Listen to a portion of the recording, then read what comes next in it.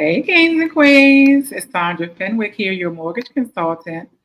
How y'all doing today? Do you guys have your lunch and you are ready to learn with myself and Mr. Norman Jenkins? Norman, I want you to go ahead and introduce yourself and tell the people a little bit about you and your real estate experience. Well, I'll start by saying I'm a native Washingtonian. Grew up in Washington pretty much all my life. Went away to Georgia College and also have a graduate degree from Howard University, the real HU. And I've been selling real estate and educating folk in real estate for the last 30 years.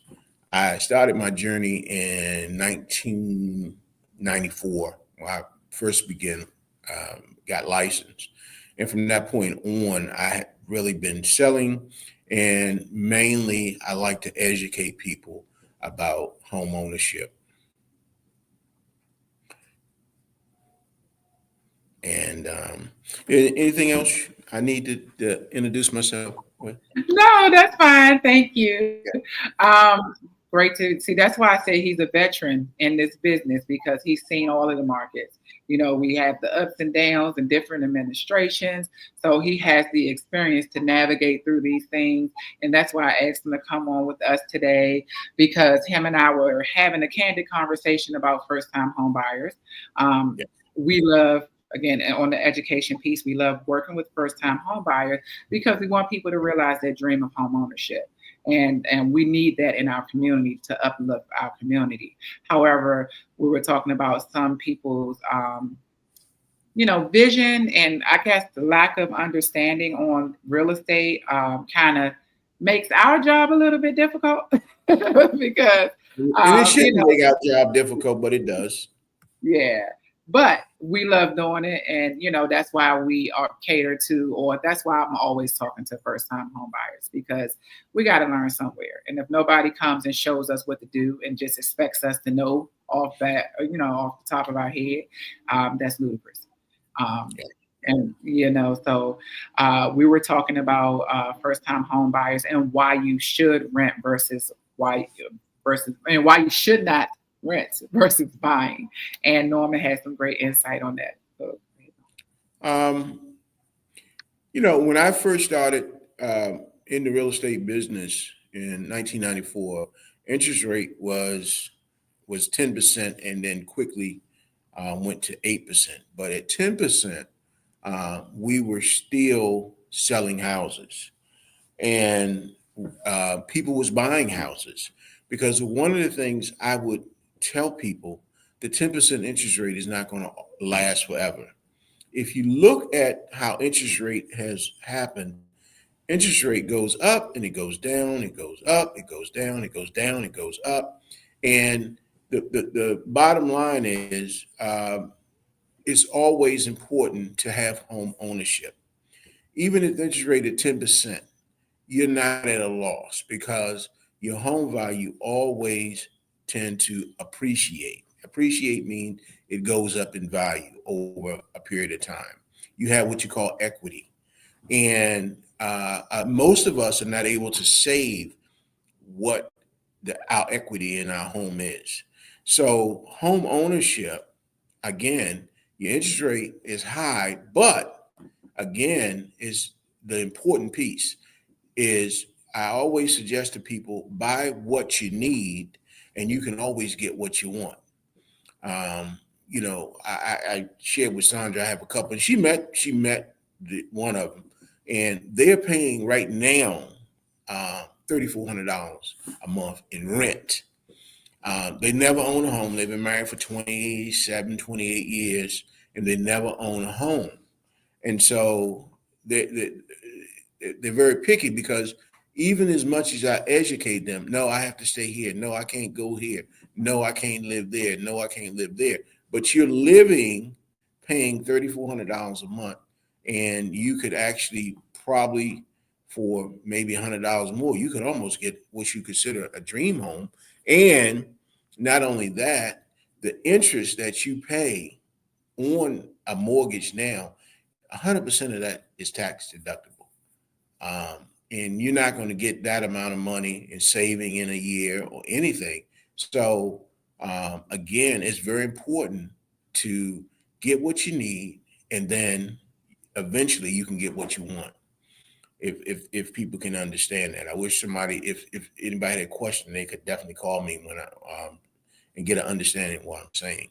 That again, interest rate was in 1994. You can look it up. It bottomed out at 8%, which nowadays 8% people are like, there's no way in the world. Of course, the home cost was different back then. $100,000 home. Now the average home is about 350 to 500,000. But still, and yet you're looking at an interest rate. We make more money, and your salary, as long as you're working, is going to eventually increase. Maybe yearly, annually, biannually, your salary is going to increase. And guess what else increase? Your rent. It always increase every year. I won't get into the landlord part of it, but they can go up at least 5% on your rent every year. And that's not even putting a drop of paint on the wall, not changing anything around. They can just go up 5%. And that's the average. So when we talk about renting, just for example, I'll use this because I'm not a mathematician. But if you're paying $1,000 a month, 1,000 times 12 is $12,000. Who wants to give $12,000 to something towards you don't own? Mm-mm. I'm a social worker. You need therapy if you say that's okay. Um, you cannot afford to give $12,000 a year and not get anything off of that. So a percentage of that, if you own, you could claim on your taxes and get it back, or you can claim up front and just increase your exemptions. All right. I agree wholeheartedly. We both live in DC. I Mhm. rent currently, and Mhm. I don't need to go into the backstory of why, but I was going out looking for a house during the pandemic when people were standing in lines to see houses, and they Mhm. were overinflating the price of the house, and they were having you sign those waivers saying if it doesn't appraise, you're gonna pay it anyway. You Right. remember the time? It's Oh 4 yeah. years ago. Oh yeah. Oh yeah. So then I said I'm gonna wait, and then life happened, and and now I'm getting back to that, at the end of my lease. Now I'll get back into the market, but Right. it doesn't make sense because all of these new buildings you see around that's popping up around us, the rent starts for a one bedroom at a minimum of $2,000 a month. I mean, and that's probably for efficiency. Like Yeah. some people are paying up to, in this building across the street from me that was just built, they have one three-bedroom unit in there. And the rent for that three-bedroom unit, even though it's like the very top penthouse at the top, Right. the rent was like $9,800. Nine And thousand eight hundred. So it's $10,000 a month essentially. mm-hmm, Okay. So 10 times 12, do the math, is how much? It's 120 grand. Who wants yeah, to pay that kind of money and you not own? You don't own it. exactly. You don't own it. Exactly. Yep. You know. Just imagine. Yeah. So I, essentially you're paying a mortgage or you contributing towards paying a mortgage when you live in an apartment. with that So kind of money, you paying a mortgage on almost a $2 million house. oh yeah. Yeah, Oh yeah. yeah, yeah. Just Yeah. on the Yeah. lender side of things. That's so we're saying that we understand, right? Mhm. So I think a lot of times in our community, is the financial literacy part, and it is Yeah. it's really not a mental disability, but it's a mental state that a lot of Yeah. us are in. We don't Yeah. have a strong understanding of our finances, and we don't understand our finances. And Exactly. sometimes in our community, we were so impoverished, you know what I'm trying to say, Yeah. that when we do get money, we're splurging or we're buying expensive things to make ourselves feel better because we Exactly. we didn't have access to get that. So a lot of people was like, "Oh, I don't have the money to rent," but you're making six figures a month, and Yeah. I mean a year. Yeah. So it's all about teaching people financial literacy and how to have a good relationship with their money. So Yeah. even in saying that, going out to restaurants now, they charge you Yeah. for everything, gratuity, a service Everything. fee. Everything. you go get a drink and dinner and you pay spending $200, Right. and it's just like people, I want to go have fun, want to. If this is your goal to own a home, then you may have to forego that for a little while you're getting Yeah. yourself ready to buy. Um, Yes. at the end, those small sacrifices make a huge difference in you putting yourself in a position to buy. Yeah. So, what would be your advice to people that say, "Oh, I'm scared," or "I don't think I'm financially ready"? What do you think is the key things that they need to be ready? Well, that's where I help. I can help them out at, because this is where the education piece come in at. We'll talk about your credit score, how that affects things, your saving pattern. I have, let me say this. I'll put a disclaimer on this. I'm a Christian, so I do attend church. I do believe in God. So I have this thing where I go 70, 20, and 10. I live off 70% of what I make. 20% of what I make, I save. The 10% I contribute to God. That's my tithes. So 70, 20, 10. And that's not hard to do. You won't find any Louis Vuitton in my house.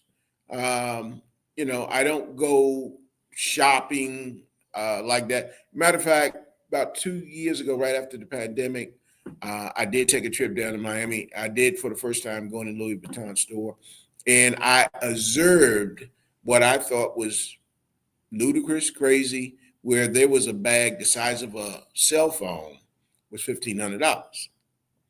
And I saw people purchasing this, and I wanted to, but I wouldn't do that. Wanted to go up and ask them, why? Why are you purchasing a Louis Vuitton that is probably, it's like I said, it's size cell phone, $1,500. So education, and the simple formulas. There's all type of formulas you can follow. If you not a Christian, you don't believe whatever, hey, but you should be saving 20% of your income, and you should be living off of 70%. In other words, if you make 100,000, and I'm talking about after taxes. I'm not talking about before taxes. I'm talking about after taxes. You make 100,000, you don't have 70,000 to live off of, because you generally tax, and benefits and everything equals about 30% of your salary as it is. So you have a little less to live off of, and you shouldn't be paying for a car that's the amount of a mortgage. I love a Porsche. I went to a Porsche dealer. This is the God honest truth. And the guy, even with me putting $20,000 down on the Porsche, I would be paying $1,920.87. Guess what? My mortgage is less than that. My mortgage is less than that. Okay. So I could afford a Porsche, but that Porsche is right in the lot in Annapolis where it belongs, and it's not in my driveway. So it's those type of things. It's nothing wrong with not having a luxury car. My first house, I had to get a car because my job depended on it. Not I wasn't doing real estate then, but I got what you call a payday car. It lasted me 90 days, well, 3 months. And then I was able to go purchase a new car, a nicer car, But we tend to look at things, when I say we, people tend to look at things on the flip side. They'll go buy the car, get the fancy shoes. I had no idea that t-shirts, I call them, I forgot the name of them, they're $300. A t-shirt. And I'm like, and I know a brother, and he's much younger than me. Again, try to educate him, but he didn't grow up in a household that he ever lived in a house. So owning a home is not important to him, but he makes a great salary, but he walks around with $500 and $600 shoes, tennis shoes, $300 and $400 shirts, and he drives a 2022 Mercedes. He just bought it maybe a month or two ago, and he lives in a one-bedroom apartment. Looks good, but how sustainable is that to live that lifestyle? That's not sustainable. And shame on us, shame on people that do that. Right. So that's where the education piece come in, where I try to Absolutely. educate. Yeah, that's why I'm so passionate about it, because everything you pointed out was very true. Mhm. Now, in DC, the area median income is what, like 130,000 maybe? Well, But actually, it came out, I think last year, 2024, the medium income is $118,000. okay, okay. That's the But medium income.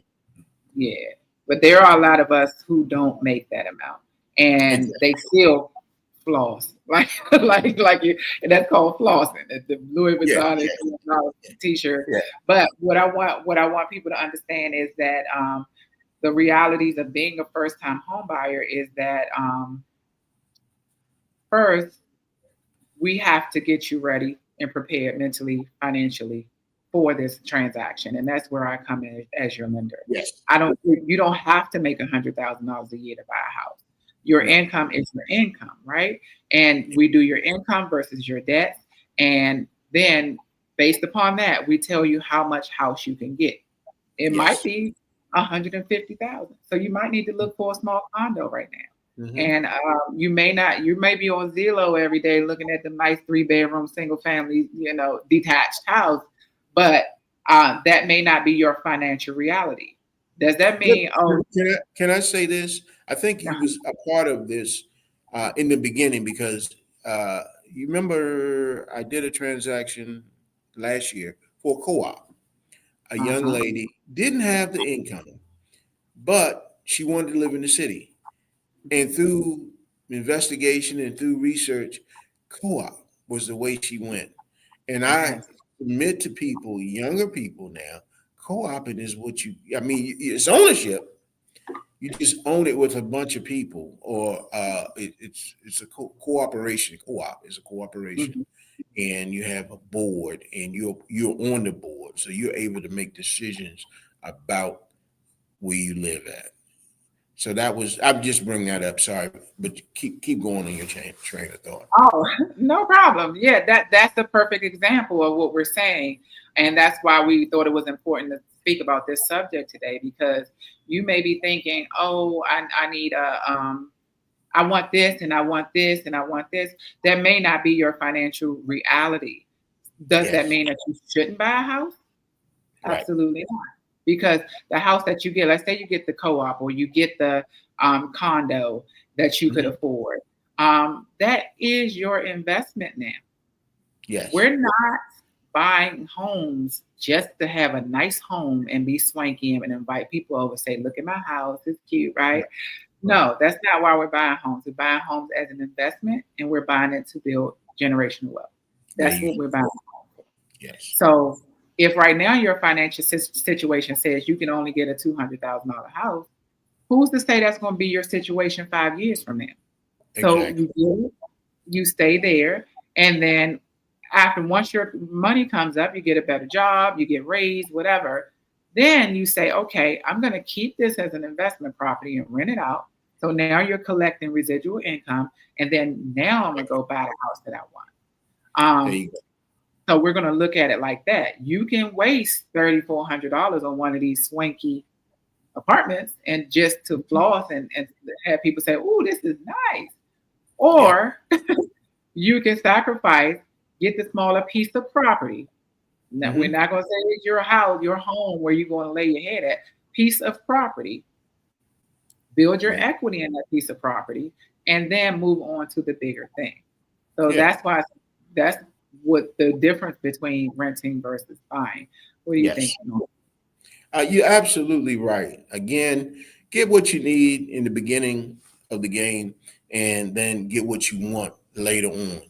Um, you know, it's very important to have that mindset to get what you need. Because to me, even if you're paying $1,500 a month, which is not a lot of money now for rent, even if you're paying $1,500 a month, why not contribute that to something you're going to own?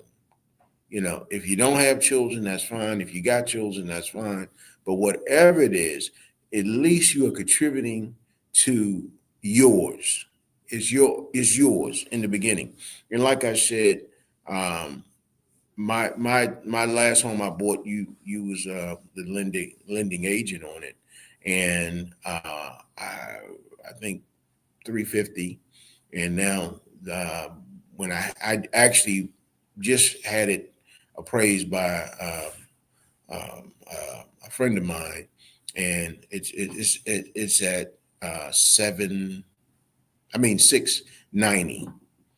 So that's almost a $350,000 difference in what I paid for the home. I'm not going to save that kind of money. I can guarantee you. And I bought it actually in 2019, if you remember. And then in 2020, I refinanced it because that's when COVID came along. And so the market sort of plunged.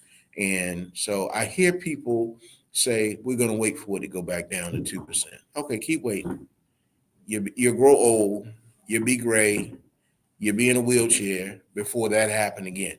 I just don't think, and if it happened, it's going to be shocking. I mean, your dollar value ain't gonna be worth nothing, but it'll be shocking to me if it go down, because again, it's about purchasing what you need in order to get what you want. So There you yeah, I go. have that much equity in my house, and I would not, like I said, I don't think I could save $350,000 in 5 years. Right. Even in that example you gave with the 20%, saving 20%, it's not that easy to build that kind of money up. No, There are no, other avenues, but we're talking about real estate is the fastest way to grow wealth. it Or is, it yeah, is, yeah. it So is. Yeah, let's like talk cars about make you look good. Cars make you look good, but not cars. That's usually so let's talk about the wants versus needs, because you brought that up, and that was what we were supposed to speak about. So Mhm. once we, no matter what your financial situation is, now don't take what we said at the beginning of this video as saying you have to make $100,000 to buy a house. Right. As long as you're gainfully employed, you can come to me and do a mortgage application. What I'm going to do is put all of your stuff together. I'm going to pre-approve you, and I'm going to give you an amount that you can buy. Right? Yes. You're going to take that over to Norman. I'm going to send him your letter. She's pre-approved, or he's pre-approved for XYZ. Norman's going to say, okay, what do you want to have in your house, and then what do you need to have in your house? Because he's the one that's going to get you a list of properties to look at that is in your budget. Right. How does that process go for you, Norman? Well, again, talking about back to educating. Everybody wants granite countertops. That day is over. Granite is not the most popular thing. It's soapstone and this other product that they use is similar to granite. Matter of fact, it's more tempered than granite. But if it's about 40% cheaper, especially if you're buying new homes, it's about 40% cheaper. So it's about educating them. That's what I like to do. I'm not a running gunner where I just start taking you out the property, showing you property, blah, blah, blah. No, that's not educating you. My thing is, I want sustainability once you buy a house. I want you to be able to sustain what you buy. I want it to be quality. And if you're very, very young, again, this is not your forever home. So I'm looking in 3 to 5 years, you're going to refinance it, or you're going to say, look, I want to get out of this home. Either I want to keep it because I own it, I want to rent it and have residual income coming in, or I wanted to list it and I want to move on to another property. All of that is fine. And so that's where the education piece come in, because you can't just run and gun. I want people to think about it like this. If you come to me and say, loan me $20, I very well might loan you $20, even though I'm not in the banking industry. I might loan you $20. But now you're getting $300,000, $400,000. And you got to figure out how to sustain that payment back, because now your lifestyle is going to change just slightly, not a whole lot, but slightly. And you're going to get the benefit of owning a home. So I don't know. Did I answer the question, or is re-ask it and maybe I say it a different way? No, that's fine. I was saying like most of the time you sit down with your realtor and you're gonna tell them what area you want to be in. Is Yeah, school important to you? Is transit important to you? And then you're gonna say, I want 3 baths, this many bedrooms, this a garage, whatever your wants are.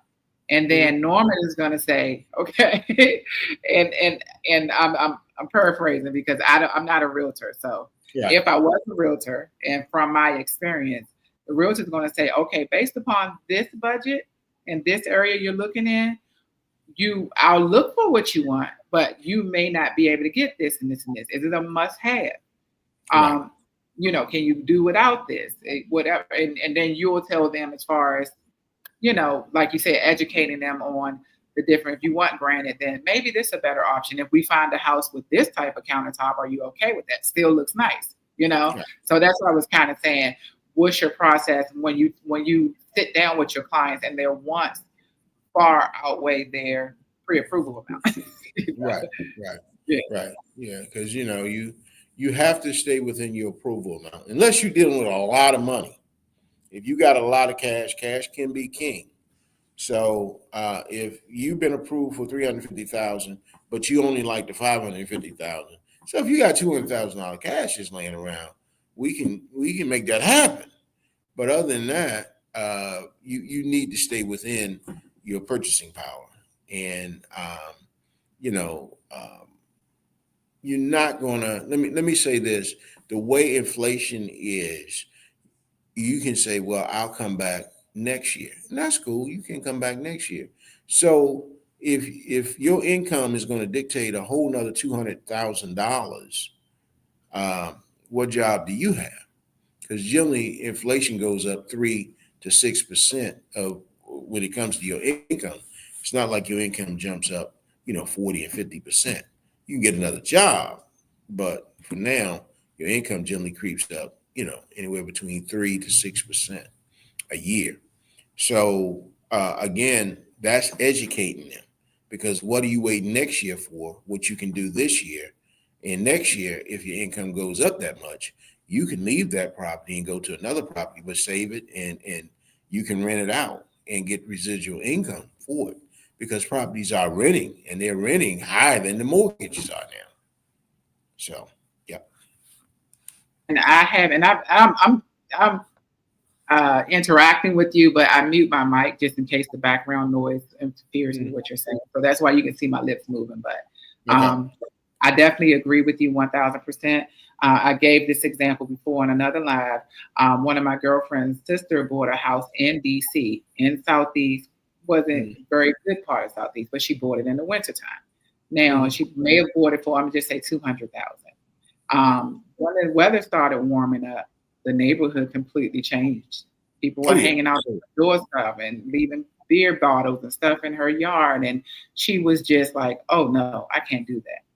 1 year later, she sold her house and she sold it for 320,000. So she okay. made a quick $120,000 in 1 year. And then she Right. took that 120,000 and moved to the neighborhood she wanted to be in and purchased the house that she wanted. There you go. So, and that's why it's important to, get what you can get right now because you're starting your investment. You're starting Yes. to build your wealth. Yes. You Yes. may not be able to get everything you want, but that doesn't have to be your forever home. The No. most important thing is that you are building equity You're and you are building equity. And one thing about it, very seldom do uh, your house won't bring you equity. Very seldom. There's been times, but the times didn't last forever. And like I said, go back to, people need to be educated, because if especially, I'm just using this term, if you've been married for a certain amount of time and you're renting a home, you never purchase a home, that's a problem. You probably got two incomes coming in.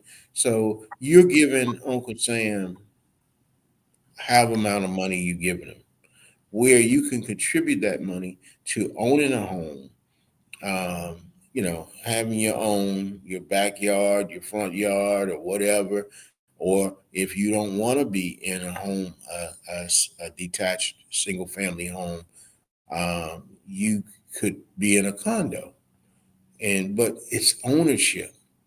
That's the big. If you have to put that across the marquee, ownership is key. Ownership is key. It's just ownership. That's the key.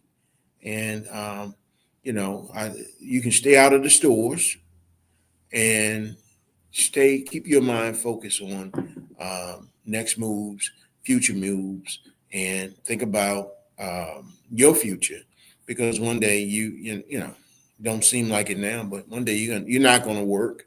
You're not going to want to work. You're going to retire. And what better way to retire if you don't even want to stay in your home? For example, my parents bought their home for, I think, $9,000. This was back in the 50s, and at today's rate is almost $700,000. So you just can't go wrong with home ownership. It has to be a mindset. Yeah, Be I a agree. mindset. Yeah. I agree. Yeah, I agree wholeheartedly. Well, let I me can even help tell. them with that. I can help Yeah, people with that because I'm a clinical social worker, so I can even help them with their mindset to yeah, get them, on the right road to what I call success. yes. Yes. I love it. Yeah. Norman, you are amazing. Guys, if you're like, I really want to own a home, but I don't know, I'm not ready, please reach out to us. Reach out Yeah. to me, Norman, and ask the questions and be vulnerable. Because, like I tell people, I'm like your attorney when it comes to buying a house. I'm your go between the underwriters, and you have to be upfront with me. Don't Yeah. hide anything from me. Tell me, well, oh, this might show up on my credit, or I might have XYZ. So I can tell you how we're going to navigate that. I don't tell Yes. people, no, you can't buy a house. What I'm going to Right. say is, here's your financial standing right now. Here's what we need to do to get you ready. There you go. Very And then, important. Yeah. yeah, then you follow those steps. And I guarantee you, if you follow those steps, you'll be owning a home in the timeline that I give you. So, and then, yeah, Norman can do the same thing, and then we work together as a team. So, Norman, tell them how they can reach you. I'm sorry, go ahead, finish your thought first. Well, I'm gonna tell them how I can reach me. I'll give you my cell number. I prefer Okay. people to call me. Then we can text after we talk. But you can Yeah. call me at my cell, which is 202 725 5023. That's 725 5023. 202 is the area code. Okay, And but did you want to finish that thought? yeah, I wanted to, what was the thought I wanted to, about credit score? It's important. What is a minimum credit score that you can work with? Minimum on the low The end, minimum, the minimum credit score to get an FHA loan is 580. That's the minimum credit. 580. Yes. And FHA loan is basically first time home buyer loan. Is that correct? No, anybody can get an FHA loan. You don't have to be a Anybody? first Okay, that's what I wanted you to say. And time. 580 and FHA, meaning you're only putting down how much? Three What do and a you think? half percent. 3.5%. Mm. So for every 100,000, you're talking about $3,500. $3,500 for every 100,000. Mhm. Y'all do the math on Yeah. that. It's not hard. You don't have to wear the red bottoms, $1,100, $1,200 shoes. You can put Right. that money aside and get you a FHA loan. And what's the highest amount of FHA loan I bring you? Now you quizzing me like that. I believe in DC it's like 749 or 549. I don't know all the numbers. We have so many loan products, but I can Right. definitely get that for you. But But no, no. I just there. wanted people to know that Yeah, FHA is very competitive, and yeah. it's a great source because you're not putting 5% down, 10% Uh, down. You put in 3 point. 3.5%. Yeah. Yeah, thirty-five Yeah. hundred dollars, $3,500 for every 100,000. So Yeah. y'all do the math. You can't Yeah. beat that mistake.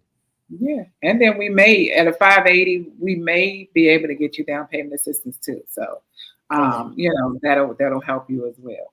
But, Yeah. we want you to be around 640 to get the best pricing because, of course, the lower your score, the more your interest rate may be. But Right. still, interest rates. We can't worry about interest rates. We're going to tell you what you Yeah. can afford and then you pay. And then once Yeah. the interest rates go down or shift, then we will finance you. So Yep. don't focus too much about that. Focus on starting generating generating your wealth. Yep. 1989, I purchased my first home in 1989, interest rate was 10%. Mm, yeah. 10%. And you Yep. still made that investment. Yeah. Yep. Yep. So you guys, we're going to end this. I hope you guys enjoyed this. If you have any questions, please call me 301-965-1155. Norman gave you his contact information. Feel free to comment under any of these videos, or you can inbox either of us on social media. We can exchange contact information and we can have a conversation. What we want to do is remove the fear of home ownership out of our community, or that's my goal. And we also want to educate you so you don't jump out and, not knowing what you're getting yourself into. So we Yes. are here to help. All right. Yep. All right, guys. Have an amazing day. Thank you for tuning in, and I will see you next week. All right. Yes. Bye. Take care. Have a bless. Bye-bye.